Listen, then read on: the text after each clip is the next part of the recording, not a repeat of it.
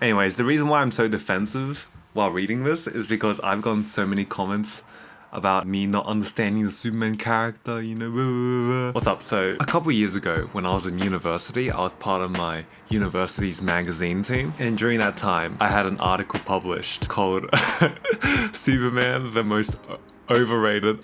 No, the most underrated, overrated hero. That was the name of the article. And that was in 2022, so that was even before James Gunn was announced to direct a new Superman movie or whatever, I think. Yeah, that was even before Black Adam came out. So this was well before the world really started loving Superman again. And I thought it would be fun to read what I wrote in this article. Oh, am I gonna cringe? I don't know, man, but I have the copy here. Let's read it. Listen, I've been meaning to do this for a while, and I felt inspired lately, especially by the new Superman movie coming out. And yeah, let's read it together, you know? I wrote this. It was not edited by me, you know? I had other members of the team edit it, of course, and it was illustrated and organized by me. So we shall see. Alright, so this is the spread. That's a spread. I'll put a proper picture of the entire spread on screen so you can see it. I'm actually super impressed by this illustration I did. I don't know if I could do that today.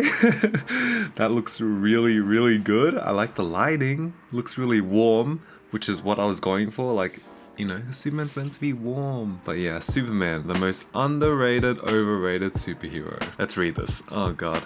This is actually shorter than I thought. It's only 4 paragraphs. You ready, kids? No one ever calls Superman cool. I wonder why.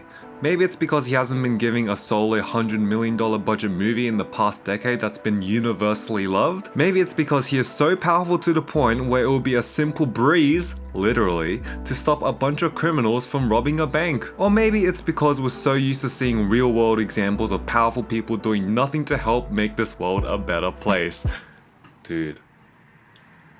Was I not cooking? I'm not even a writer, by the way. I was on this magazine team as one of the graphics people, but I thought it would be fun to write this article, so I'm not a writer. This is the second paragraph. I think it's disappointing that most of the world dismisses Superman as a character because it's unrealistic or unrelatable or outdated from an era when people believed in fairy tales.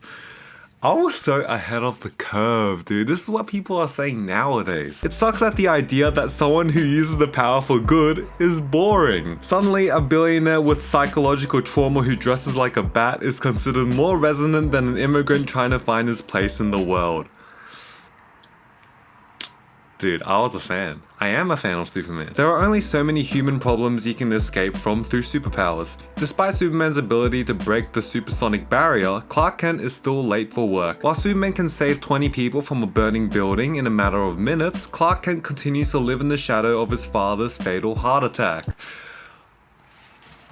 Bro, I hate when people comment like, oh, you actually don't understand the world of Superman and Superman's character. When I was writing this shit 3 years ago, before anyone actually cared about Superman, before everyone just bandwagoned on, fuck off. Kryptonite isn't Superman's kryptonite. Superman's one true weakness is his love for humanity, which was instilled in him as a child.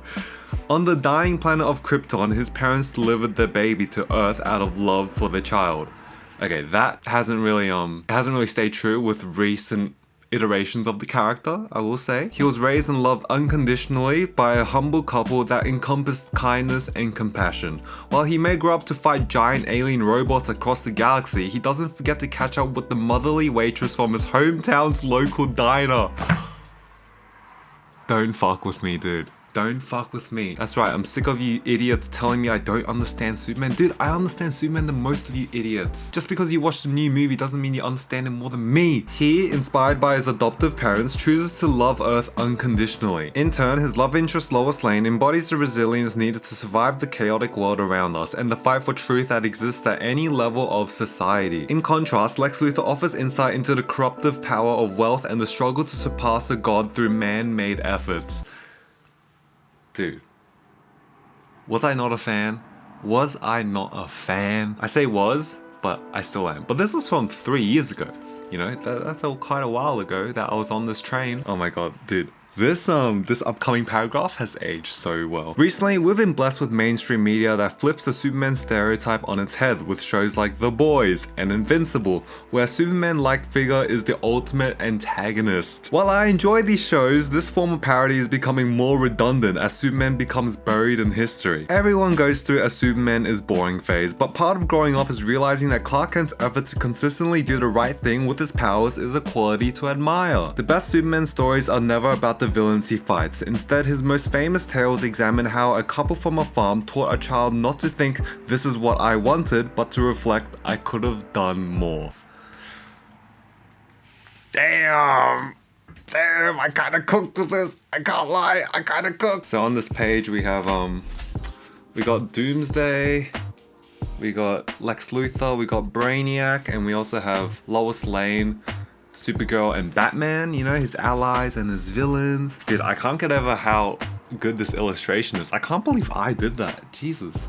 That's so much better than I can do now. Well, to be fair, I don't remember the last time I put that amount of effort into a digital drawing or whatever. But shit, that looks good, bro. God damn. Anyways, the reason why I'm so defensive while reading this is because I've gotten so many comments about me not understanding the Superman character, you know, blah, blah, blah. Especially on my main channel video about how I watched every Superman movie ever, and people, you know what, I feel like Gunn fans, they're just so out of pocket these days. Like, they are more annoying than Snyder fans on my channel. They'll be like, oh, you actually didn't understand the movie at all, like David Consworth is the perfect Superman, even though I ranked him above Henry Cavill and only put him second to Christopher Reeve. What the fuck? Leave me alone. But anyways, this was a pretty good article, right? This was pretty ahead of its time, if I do say so myself. Because back then, no one was really talking about this. You know, the hype only really started building once James Gunn was announced to do Superman. Back then, this was an unpopular take. And I know people are gonna rewrite history with themselves, like, oh, actually, back then I was also a Superman fan too. Yeah, no, you weren't. Okay, maybe like 2% of you watching this video, yeah, but most of you, you're just rewriting history in your own head. Alright, let's be honest. Dude, that final line, I fucking nailed that though, didn't I? Instead, his most famous tales examine how a couple from a farm taught a child not to think this is what I wanted, but to reflect I could have done more. Dude, are you serious? Oh, I cooked, bro. I cooked. I like this line as well. While he may grow up to fight giant alien robots across the galaxy, he doesn't forget to catch up with the motherly waitress from his hometown's local diner. That's from, I took inspiration from Superman Red and Blue. Well, that one line, I believe. I'm reading this now, and I just wrote so succinctly. Like, I feel like every line is content, you know? Not to like fucking glaze myself, because I feel like that's all I've been doing in this video, but yeah, I think this is like really well written. It's very compact, you know? I wish I could have written more about the villains and stuff, but if I remember correctly, I was just really concerned about the length of the essay, so, or the article or whatever, so man, this illustration looks really nice. I should fucking print that out. But shout out to Vertigo, that's the name of the magazine. They still go on today. It's a student-run publication at the University of Technology, Sydney. But yeah, that's all I want to talk about. I hope you enjoy that. Alright, see ya.